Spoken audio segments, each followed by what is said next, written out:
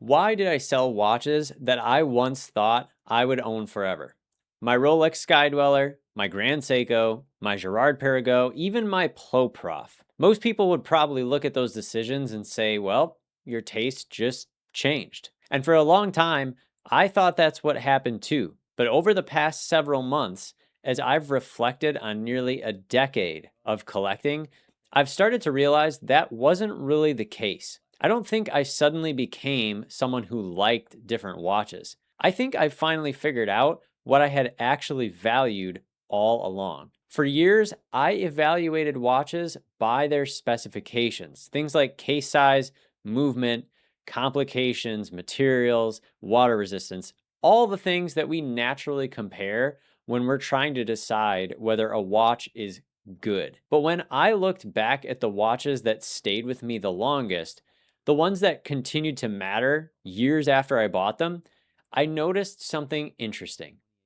They didn't all share the same specifications, and they didn't even come from the same countries or represent the same styles of watchmaking. What they did share was something much deeper. And once I understood that, it completely changed the way I evaluate watches today. So today, I want to introduce a framework that I've developed through my own collecting. Now, I want to be clear about something before we begin. This is not the framework for watch collecting. It's my framework. These are the qualities that I've realized consistently appear in the watches that have meant the most to me over the years. And the reason I'm sharing it isn't because I think everyone should value the same things that I do. It's because I think going through this process of identifying your own core preferences can dramatically improve the decisions that you make as a collector.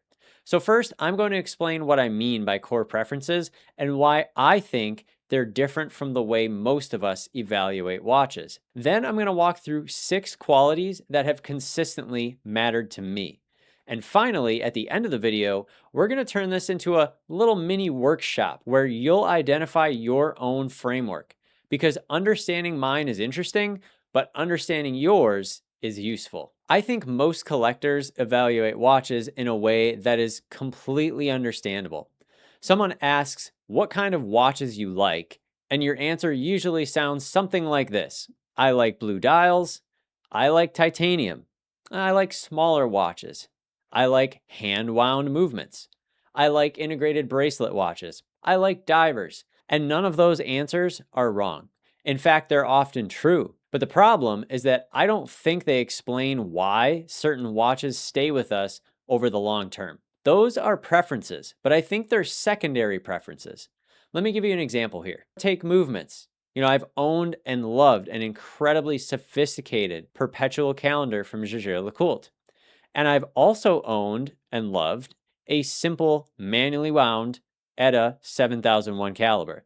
I've owned a thermocompensated quartz Crador and an Omega with a coaxial automatic movement. If someone asked me what type of movement I prefer, I honestly don't know how I'd answer that question because my favorite watches don't all have the same type of movement. The same thing happens with complications, with materials, with brands, and with countries of origin for the watch. Over and over again, I realized that the specifications I thought defined my tastes weren't consistently predicting which watches would actually become long-term favorites for me. And that realization forced me to ask a different question. If specifications weren't explaining my collecting decisions, what was? And I think I eventually arrived at the answer. Specifications aren't actually what I value most. They're simply the tools that designers use to create qualities that I value much more deeply. So in other words,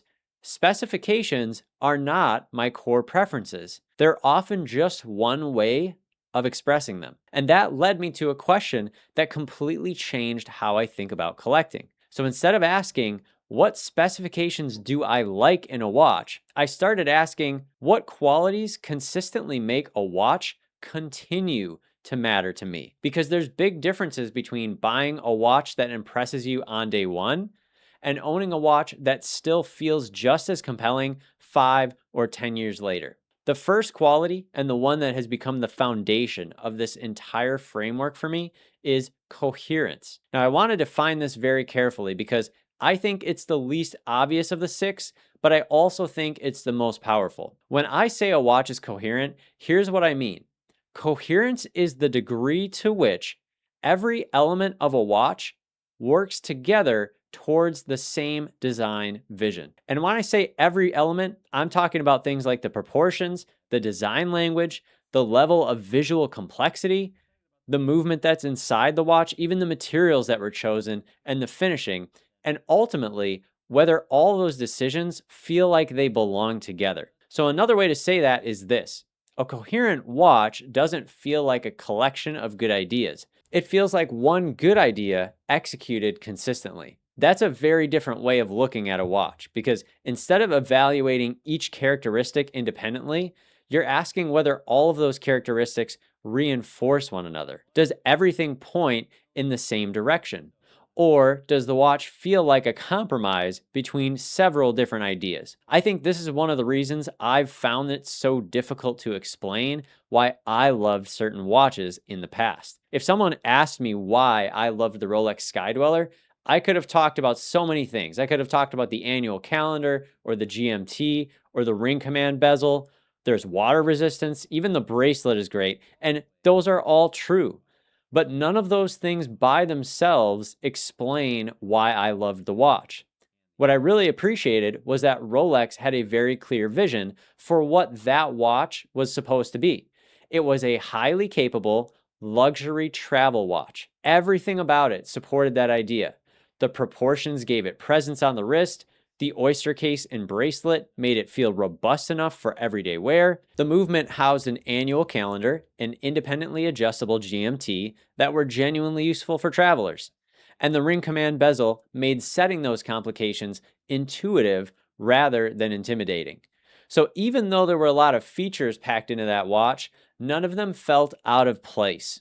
Everything belonged. Now compare that to my Jaeger-LeCoultre Master Ultra Thin Perpetual Enamel. It could not be more different from the Skydweller. This isn't trying to be an everyday travel watch. It's trying to be an elegant expression of traditional watchmaking. And once again, everything supports that vision.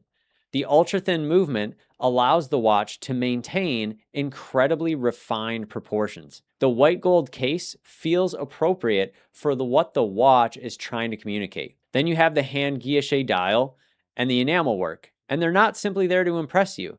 They're there because craftsmanship is central to the identity of that watch. Even the perpetual calendar, despite being an incredibly complicated mechanism, is presented with remarkable restraint. It doesn't feel excessive. Nothing is trying to steal the spotlight on the watch.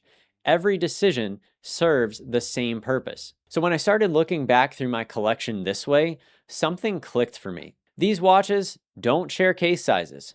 They don't share movements. They don't share complications, and they don't even share the same design language all around. But they do all share an incredibly strong sense of coherence. They know exactly what they're trying to be. And I think that's why I've become less interested over time in watches that try to do a little bit of everything. Because when a watch tries to appeal to everyone, it often starts having to make compromises. A slightly dressy case, a somewhat sporty dial, a movement that technically fits the price point, but doesn't really fit the character of the watch.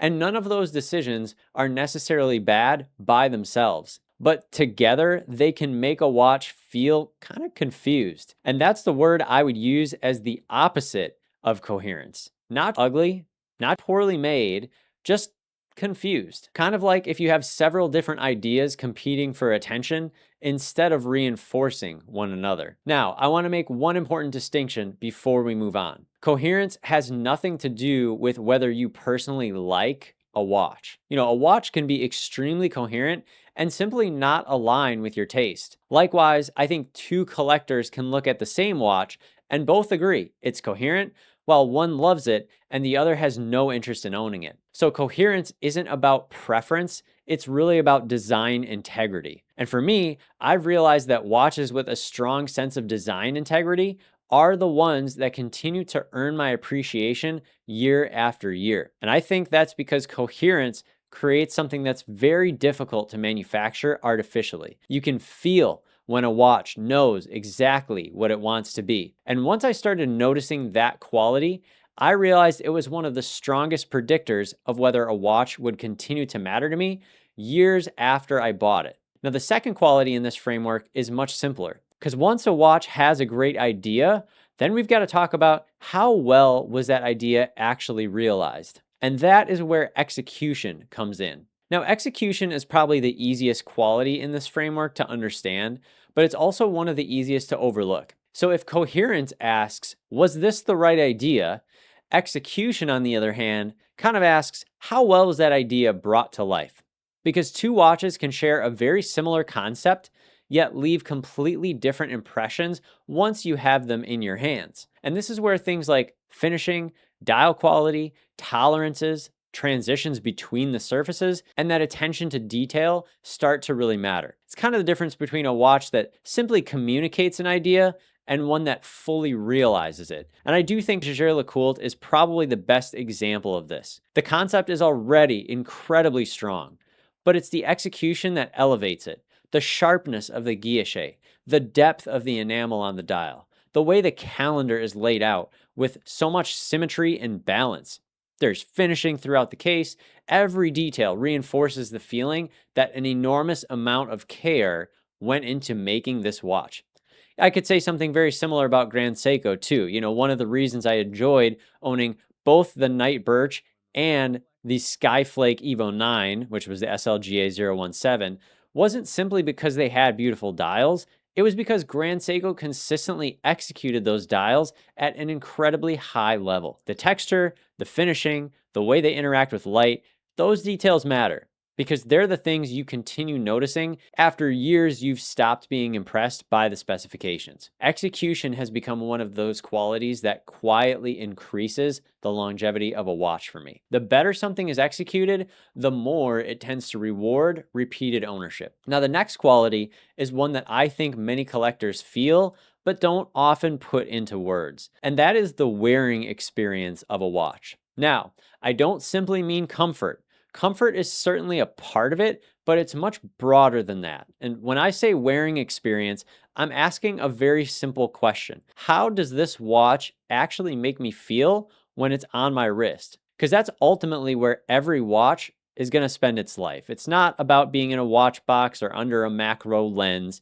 It's got to be on your wrist. And what's interesting is that different watches create very different experiences. When I wear my Jaeger-LeCoultre, I don't feel the same way that I do when I wear my Aquaterra. And it shouldn't. The JLC feels elegant. It's quiet, it's intentional. It kind of encourages me to slow down and appreciate the details a little bit more. With the Aquaterra, that feels completely different. It feels capable, it's versatile, it's relaxed. It's the kind of watch that disappears on your wrist, not because it's forgettable, but because it simply fits into almost every situation. Then if we talk about the Heinrich for a second, that watch just feels like sheer play to me. It's creative. It reminds me that collecting doesn't always have to be serious. And I think that's what I've come to appreciate about that watch. Different watches should create different experiences. The goal isn't to make every watch feel the same. The goal is to make sure the experience aligns with what the watch is trying to be. And when it does, this is the next quality that kind of keeps bringing me back to the watch. Now, this one might be the most personal in the framework, and it's something I didn't even realize was important until I looked back at the watches that have meant the most to me. I call it discovery. And by discovery, I mean the journey that led you to a watch. It's not the day you bought it, it's everything that happened before that. And for me, the best example of this has to be my JLC. Years before I ever owned a Jaeger-LeCoultre, I walked into actually a random JLC boutique while I was visiting Texas on a vacation. At that point, I didn't really even know much about the brand or watches in general. I wasn't shopping for one. I wasn't even considering buying one. I was far off from that at that point, but I was simply curious. And I remember walking around that boutique and immediately seeing some watches that I just connected with. The design language was there for me. There was something about the restraint, the proportions, the elegance and the detail that was put into those watches. Now, I couldn't necessarily explain it at the time. I just knew I kept coming back to those watches. I took a catalog home and I really looked through it a lot. And years later, I bought the Master Ultra Thin Moon in black, and it was fantastic. And eventually, that led me to the Master Ultra Thin Perpetual Enamel that's in my collection today. Looking back, I don't think my relationship with that watch began the day I purchased it. It began almost a decade earlier. The purchase itself was simply one chapter in a much longer story. I've realized that's true of many watches that are my favorites. They weren't impulse purchases, they were discoveries, and they slowly earned their place in my mind over time. And I do think that's an important distinction to make because discovery creates anticipation. It creates understanding. It gives you time to learn why a watch resonates with you before it ever arrives on your wrist. Now, that doesn't mean that every meaningful watch has to be a years-long journey. Some people discover a watch and they buy it the next week, and that's perfectly fine. So the point is not about the amount of time. The point is that there was a genuine process of discovery, and that watch found a place in your thinking before it found a place in your collection. For me, I've realized those are often the watches that continue to matter to me the longest. Now, the final two qualities are much more straightforward, so let's talk about those. The fifth quality is craftsmanship, and I want to define this one carefully because I don't simply mean expensive finishing. I mean that there is evidence of human skill at work in the watch. It's the appreciation for the things that required some person, somewhere, to be exceptionally good at their craft. So sometimes it's a movement. I think more often it's dial work for me. Maybe it's case finishing or case construction. And again, the clearest example is my JLC. When I look at that watch, I don't just see a perpetual calendar. I see the hand guilloche work. I see the enamel dial. I see the techniques that took years to learn and execute at a very high level. The same thing can be said of Grand Seiko's dial work, or their case finishing with the Zaratsu polishing, or even something like the Heinrich guilloche dial, which is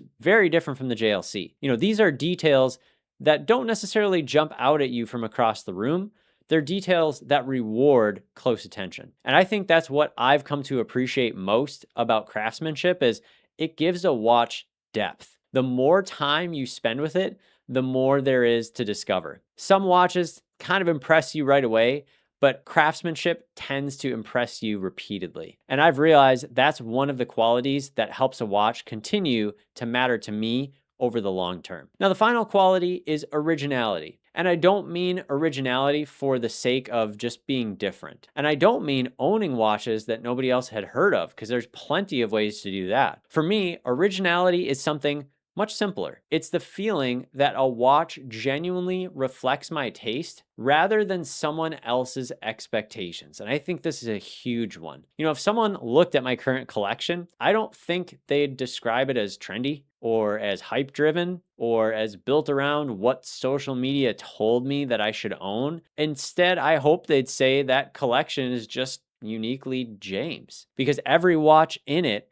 reflects the things that I value, not what someone else values. And I think that's why I enjoy owning something like my Heinrich that I talked about, because it's a watch that I discovered because it genuinely resonated with me. Not because everyone was telling me I needed one. Quite the contrary. I discovered it at a show and I just stumbled into it. The same thing could be said for the Aquaterra Good Planet, or my JLC, or even the Crador that I owned previously. None of those watches were purchased because they were the obvious choice. They were purchased because they aligned with my own framework. And I think that's become increasingly important as I've gotten older as a collector. The goal is not to build the collection that gets the most approval. The goal is to build a collection that feels the most authentic to you, because ultimately, you're the one who's going to wear these watches. You're the one who's going to look down at your wrist every day. And if your collection reflects someone else's values instead of your own, I don't think you'll ever be completely satisfied with it. So when I look back over this 10 years or so of collecting,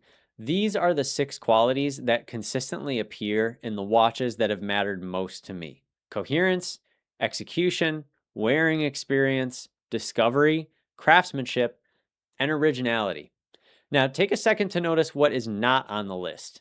Things like case size, case material, movement type, complications, even brand. Now, those things still matter, and I'm not suggesting that they don't. They're just no longer the things that I start with. Instead, I've realized they're often the ways a watch expresses these deeper qualities. And that's been one of the biggest changes in how I evaluate watches today. Because when I stop asking, does this watch have the specifications I usually like? And instead, I ask, does this watch reflect the qualities that I consistently value? I tend to make much better decisions. And I also tend to buy much fewer watches and keep them a lot longer. Now, everything we've talked about so far has been my framework. But honestly, that's not the part of this video that I think is going to be the most valuable for you. The most valuable part is figuring out your own framework. And that's what I want to do next. So this next section is a little different than what I normally do in my videos. So you can certainly listen straight through on this if you'd like, but I actually don't think you'll get nearly as much value out of it that way. So if you're sitting at home, I would encourage you to grab a sheet of paper. You could open a Word document on your computer or a notes app on your phone, just whatever's easiest for you.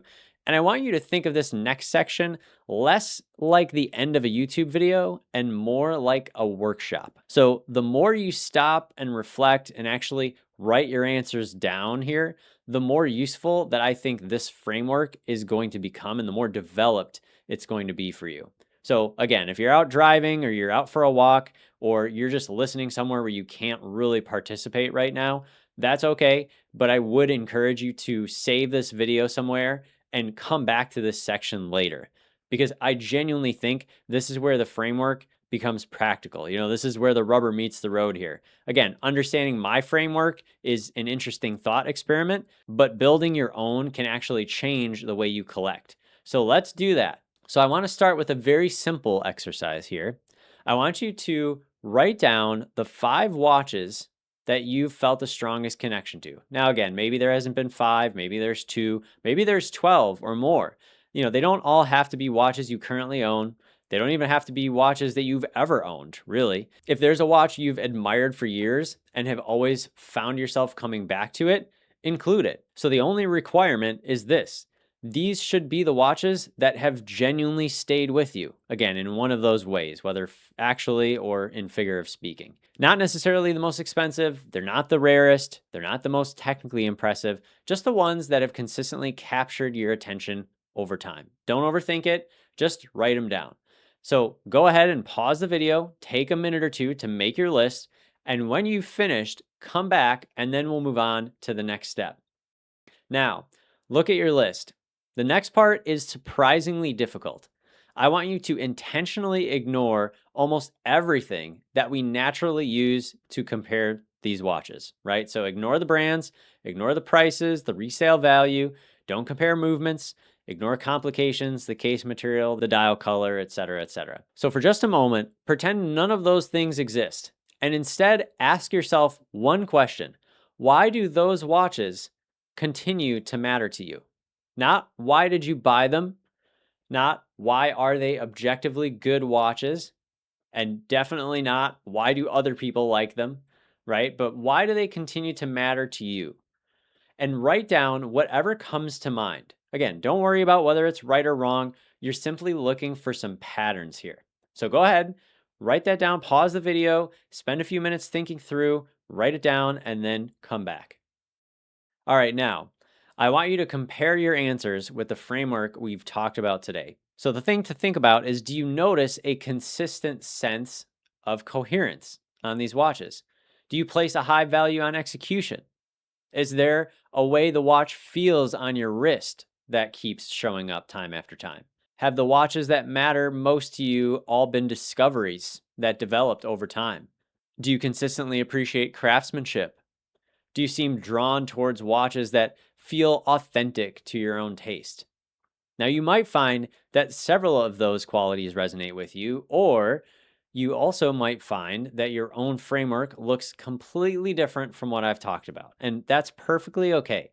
Again, the goal here is not for me to convince you that I have all the answers. It's not for you to adopt my framework, right? It's for you to discover your own. So if there are other qualities that keep appearing on your list, write them down in a separate spot, highlight them, name them, what are they, and then define them. Because the more clearly you can describe what it is that you value, the easier it becomes to recognize those qualities in future watches. So, again, take a second, pause the video one more time, take a few minutes to build your own list of these core preferences that I'm calling them, and then come back for one final exercise.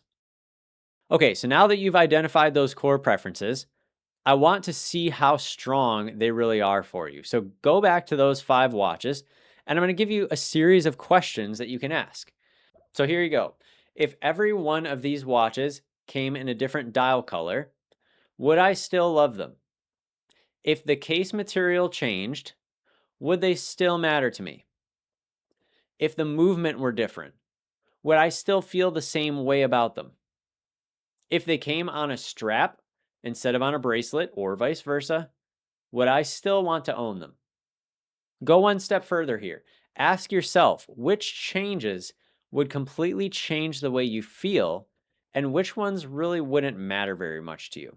Because that's where the distinction between secondary and core preferences starts to become much clearer. You might discover that you've always said you preferred blue dials. I said that for a long time. But when you remove that characteristic from your favorite watches, you may still love every one of them. Maybe blue isn't actually one of your core preferences. Or perhaps you've always thought movement architecture was incredibly important to you. But when you imagine those same watches with different movements, you realize the overall experience wouldn't really change for you. Now, again, this doesn't mean that movements aren't important. It simply means that they may not be one of the deepest values guiding your collection. What you're trying to identify here are the qualities that survive almost every other change. And those are usually the values that continue to influence your decisions over the long term. When I started collecting watches, I thought the challenge was figuring out which watches I liked. Now, looking back, I don't think that ever really was the challenge. The real challenge was figuring out why certain watches continued to matter to me while others gradually lost their appeal. And once I started asking that question, I found myself making better decisions. Not because I suddenly had better tastes, not because I learned more specifications, but it's because I finally had a framework for evaluating what I actually valued. And I don't know what your framework is going to look like. In fact, I hope it doesn't look exactly like mine because we're different people.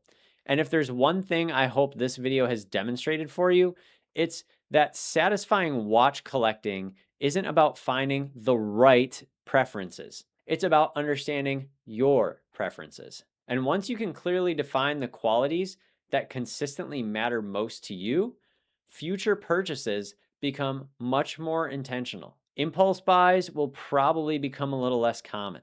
And perhaps most importantly, the watches you choose are much more likely to continue to earn that place in your collection for years and years to come. So if you've gone through these exercises, I'd love to hear what you discovered. What are 1 or 2 core preferences that kept showing up for you when you went through this? Let me know down in the comments. I think it would be fascinating to see how different collectors answer that question. As always, thank you so much for being here. If you enjoyed, please do like and subscribe to the channel. And thanks again for watching.